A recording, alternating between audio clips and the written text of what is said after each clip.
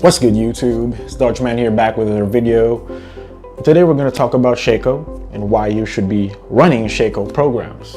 Now before that, let me just say as a disclaimer, I was supposed to come out with a guide about Sheiko, and I've been trying to do it on and off for like 3 weeks now, and it's hard to make a brief, concise yet comprehensive guide on Sheiko. I feel like I don't have enough under my belt doing Sheiko programs to actually give out those kind of things, so it wouldn't be up to the standard that I would want it to be in for it to be a good video. So I think this is a better way to start it off while I still accrue the time I need to fully understand Sheiko programs.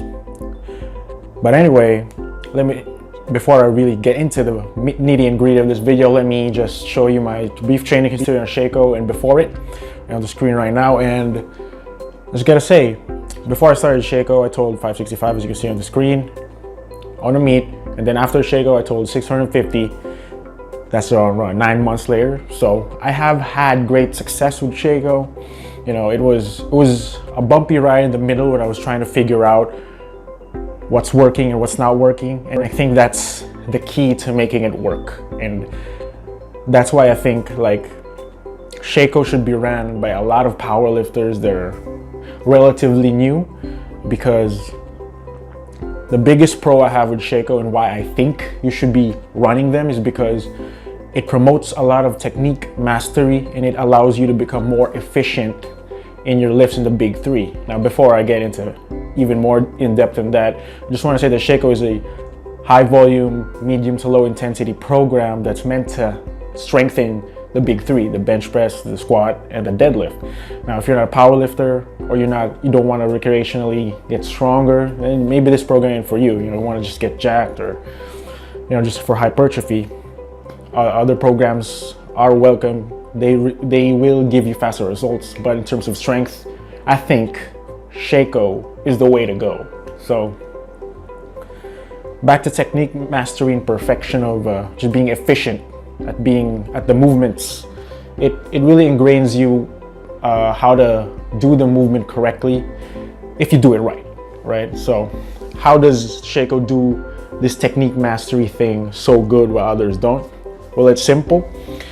It bombards you with a lot of fucking volume, right? So I'll give you an example. One training session consists of a squat, bench, squat, right? So squat work up to 4 sets of 2, and then bench work up to 5 sets of 2, and then after you do squat and bench, you're gonna squat again, working up to different rep range, probably like 3 sets of 2 or 5 sets of 3, depending on what weight is prescribed that day. So what that allows is it eliminates a little bit of the metabolic fatigue that you're feeling on squats. By the end of 4 sets of 3, let's say like 80%, you'll be feeling pretty fatigued, right? So if you say this, you make that 8 sets of 3, your first set of that triple is not gonna look like your 8th set or your 10th set, right? So basically the bench is like where you recuperate yourself from the metabolic fatigue you experienced on the first squat session, and then you just squat again after, and the last set of that second squat session in that day or in that session will almost be identical to your first set of squats that day. So it really ingrains like a proper motor pattern, which I think is really, really important in powerlifting. And technique mastery will not work if you don't have either a second pair of eyes, aka a coach, or if you don't film yourself, or you don't make adjustments based on how you feel. So the thing is, the reason why I think most people fail on Sheiko is because they fail to adjust what they're doing on the fly or through each cycle. Because, for example, you don't have a coach, you don't film yourself, and you don't make adjustments. If you just squat the way you do at the start of Sheiko, at the end of Sheiko, more or less, you're not gonna make really that much improvement, because sure, you'll make slight improvements, but the reason you're doing Sheiko, the reason you're doing so much high volume is to become efficient and to master the technique. And if you don't, I'll give you an example. If you have a coach that's meticulously watching you lift, meticulously watching you squat, bench, and deadlift, and seeing the form changes and seeing how you can better your motor patterns on the lifts, then you're good. You know, you're constantly improving session to session, cycle to cycle of Sheiko. Now, if you don't have a coach, you don't have a second eye, you don't have a training partner, well, there's also a workaround on that, and that's to film your sets.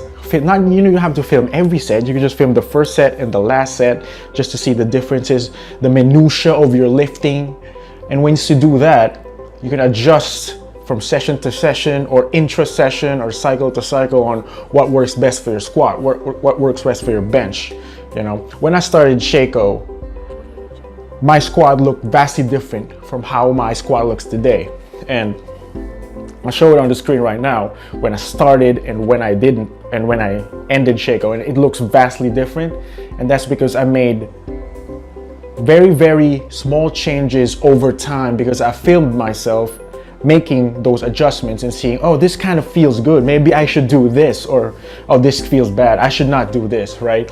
And that's just one microcosm of an example of how Sheiko can work for you, because you're doing so many sets of squats, so many sets of bench, so many sets of deadlifts, that you will notice that when you're tired, especially, that there's a lot of minutia that goes into, like, why does this feel bad? You'll question yourself, like, for those people who don't have a coach, especially, like, you can just look at the videos you're filming yourself and say, oh wow, this thing is not what it should be. My hand placement, my shoulder placement, like my fit width on the squat, or my bench grip on the bench isn't where it should be. And I think that's what ties it all together for Sheiko, is that making those technique adjustments over time. And Sheiko allows for you to do that very, very easily, because it throws a hell of a lot of volume at you. So that's why I think you should be running Sheiko programs. And the fact is, like,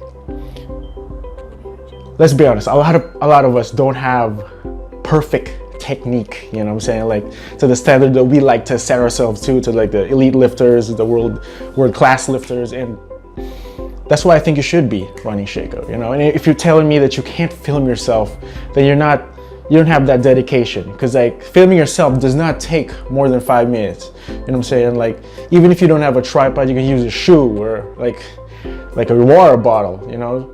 It doesn't even have to be a good angle. It just needs to be something where you can see tangibly what you can change with your lifts. And I think that's one of the major reasons why you should run Sheiko, man. Like, just, as a power lifter, we pride ourselves on lifting the most weight amount possible. But I think the pride and the proudest moments of powerlifters is being efficient at doing it. You know, that's what sets us apart from other disciplines or sports. It's just the efficiency of our movement. So aside from that, the final topic that I do want to say about Sheiko is a lot of people have problems going heavy on Sheiko when they're testing their 1RMs. And I touched upon this little thing in my Luzon 2018 meet recap, but I'd just like to reiterate here that this could be a reason to fail Sheiko or not make any gains in Sheiko if you do not do this properly. I stress this very, very carefully and importantly. Just pick a program for Sheiko, just run it once, see what works, see what doesn't, and change it the next cycle. Because you don't know what will work and what won't work until you try it first as a base, and then just keep adding and adding it. Like, for example, for me, I did Sheiko intermediate load, and I just kept adding and adding to the base. First time around, I changed nothing. Second time, I just took out all variations of anything and just did it raw. I just did squat, bench, dead. Third cycle, I added more accessories in, and then now I'm entering my fourth cycle, and I'm thinking maybe I should add some more variation in because, progress is slowing down a little bit, and I want to hit 400 Wilks soon. So you got to make adjustments. Like, you can't just keep running the same program forever, and it's the same for Sheiko. And one more thing, of course, when I said about 1RM testing, as you get more experience with the program, you have to incorporate RPE based training, or what Sheiko likes to call as reps in reserve. So what Sheiko likes to do or recommends as per the Sheiko forums is that you should have reps in reserve of at least 2. So that's basic translation to RPE 8 for most of your lifts, right? So nothing should be harder than an RPE 8, but it shouldn't be easier than an RPE 8. You know what I'm saying? And that kind of thing will help you. That kind of thing will help you to get used to heavy loads, because if you're just training, like seeing that 75% and it's moving, whoa, what the fuck was, okay, so you see the program, 75%, 4 sets of 2, and that's moving like an RPE 5 for you that day. You just don't continue with that 4 sets of 2 at just an RPE 5. That's not enough stimulus to drive growth, you know what I'm saying? And that's where your adjustments on the fly for Sheiko come in. You have to go up until you hit a peak RPE 8, because if you're just doing RPE 5s, you're not gonna get better at 1RMs doing RPE 5s. You know what I'm saying? You're gonna get better if you're gonna do anything above RPE. And that's where most people just fail to understand. You know, once you get more experience and acclimated with how the Sheiko system works, you just have to make adjustments. You have to think for yourself, what works for me and what doesn't work. And I think that's like the next step into making a Sheiko program into a Sheiko style program. Meaning it's not just, you're not just using the program Sheiko gave you, but you're making modifications from it and just veering away from the cookie cutter stuff you see on the internet and making it your own Sheiko style program. And yeah, man, like, I hope you guys learned something from this, because like I truly am an advocate of Sheiko style programming, and I think a lot of people can get really strong on this program. And it's just, you just have to be patient, make adjustments, think for your fucking damn self, man, and just try it out, man. Like, if you haven't tried the Sheiko programs, I'll link it down below in the description where you can download programs. I recommend advanced medium load. It's 4 times a week. If you don't have 4 times a week, I recommend, which is what I'm doing, intermediate medium load. It's 3 times a week. And yeah, man, drop a comment down if you think Sheiko might work for you. If it worked for you, share some stories down below. And yeah, I'm done. If you like this video, give it a thumbs up. If it inspired you, maybe you can subscribe, man. So that's the end of this video. Peace.